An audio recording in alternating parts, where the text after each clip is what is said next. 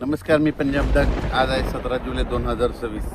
आजपासूनचा नवीन अंदाज देणार आहे. राज्यात आज 17 जुलैपासून आज बऱ्याच भागामध्ये पावसाला वाढ होत जाणार आहे, म्हणून हा अंदाज लक्षात घ्यायचा. सगळ्यात जास्त आजमध्ये नागपूर जिल्हा, वर्धा जिल्हा, भंडारा, गोंदिया, चंद्रपूर, यवतमाळ, अमरावती, अकोला, बुलढाणा ह्या परिसरामध्ये काय होणार आहे, आज चांगल्या स्वरूपाचा पाऊस आज पडणार आहे, म्हणून हा अंदाज विदर्भातल्या शेतकऱ्यांना लक्षात यायचा. पण राज्यात आज देखील काय होणार आहे, 17 जुलैला इकडं मराठवाड्यामध्ये देखील परभणी जिल्हा, जालना जिल्हा, संभाजीनगर, बीड जिल्हा, लातूर जिल्हा, धाराशिव जिल्हा, त्याच्यानंतर सोलापूर इकडं, त्याच्यानंतर अहिल्यानगर ह्या परिसरात देखील आज 17 तारखेपासून आज बऱ्याच भागात पाऊस वाढायला सुरुवात होणार आहे, म्हणून हा अंदाज लक्षात 17, 18, 19ला हे राहील. पण 20 तारखेच्या नंतर बऱ्याच भागामध्ये आणखी बराच कव्हर करणारे, म्हणून हा अंदाज सर्व शेतकऱ्यांना लक्षात येतात. त्याच्यानंतर सांगायचं झालं तर मुंबईकडं देखील काय होणार आहे, आज देखील बऱ्याच भागामध्ये पाऊस सुरू होईल. पण मुंबई, नाशिक आणि कोकणपट्टीकडे मात्र 25 तारखेनंतर मात्र जोराचा मुसळधार पाऊस पडणार आहे, म्हणून हा अंदाज मुंबईकरांनी घ्यायचा. कारण की मुंबईकडं 25 तारखेनंतर मुंबईकडं शेवटच्या आठवड्यात मात्र जोरदार मुसळधार पाऊस पडणार आहे, म्हणून हा अंदाज मुंबई, पुणे, नाशिक, त्र्यंबकेश्वर या शेतकऱ्यांनी अंदाज लक्षात घ्यायचा. त्याच्यानंतर राज्यात सांगायचं झालं तर पश्चिम महाराष्ट्रामध्ये सातारा, सांगली, कोल्हापूर तिकडे देखील काय होणार, 25 म्हणजे शेवटच्या आठवड्यात चांगला पाऊस पडणार आहे. पण आज 17 तारखेपासूनच बऱ्याच भागामध्ये कोल्हापूर जिल्हा, सांगली जिल्हा, सोलापूर जिल्हा, त्याच्यानंतर अहिल्यानगर, पुणे जिल्हा, इकडं बीड जिल्हा, लातूर जिल्हा सगळीकडे बऱ्याच भागामध्ये आज पाऊस वाढायला सुरुवात होणार आहे. म्हणजे आजपासून चांगला पाऊस वाढणार आहे, म्हणून हा अंदाज सर्व शेतकऱ्यांनी लक्षात घ्यायचा. त्याच्यानंतर विदर्भामध्ये तर आज चांगला पाऊस असणारच आहे, पण विदर्भात देखील 20 तारखेच्या नंतर 20 जुलैच्या नंतर आणखी पावसामध्ये वाढ होणार आहे, म्हणून विदर्भातल्या शेतकऱ्यांनी देखील अंदाज लक्षात घ्यायचा. सांगायचं झालं तर सारांशमध्ये सांगतो की आज 17 तारखेपासून ते 5 ऑगस्ट पर्यंत राज्यात पाऊस असाच दररोज वेगवेगळ्या भागात पडतच राहणार आहे. आणि जे संपूर्ण जे शेतकऱ्याचे पीक आहेत त्यांना सगळ्यांना जीवदान ठरणार आहे, म्हणून हा अंदाज लक्षात घ्यायचा.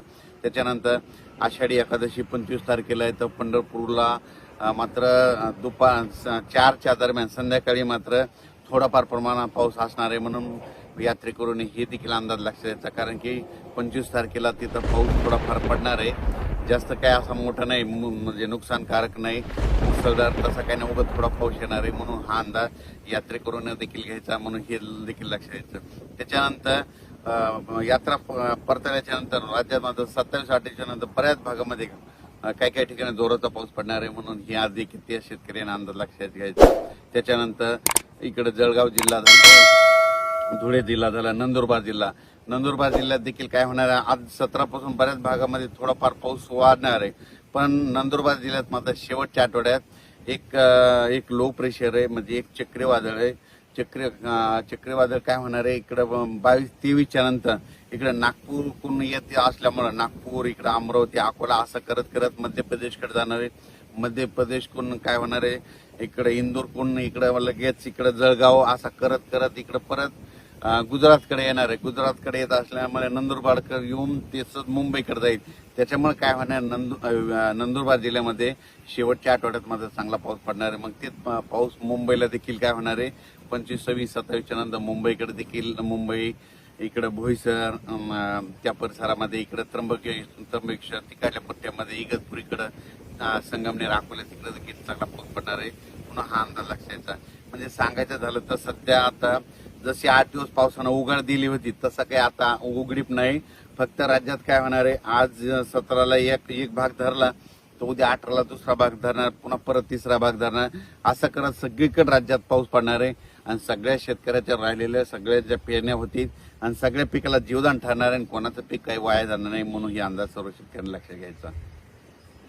त्याच्यानंतर काय होणार आहे, 20 तारखेच्या नंतर मात्र चांगला बऱ्याच भागामध्ये पावसाचा जोर वाढणार आहे, म्हणून हा अंदाज लक्षात घ्यायचा.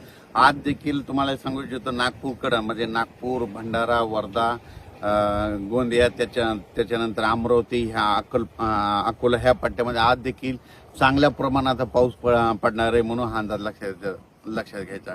त्याच्यानंतर बऱ्याच भागामध्ये आज देखील ना जे वंचित काही भाग राहिलेला, जालना जिल्ह्याचा काही भाग आहे, परभणी जिल्ह्याचा काही भाग राहिलेला, इकडे पालम, भागामध्ये पाऊस नाही, तर तिकडे देखील आज 17, 18, 19 दरम्यान तिकडे देखील पाऊस पडणार आहे. म्हणून त्या शेतकऱ्यांनी अंदाज लक्षात द्यायचा आणि आपण आपल्या पिकाचं नियोजन करायचं. धन्यवाद.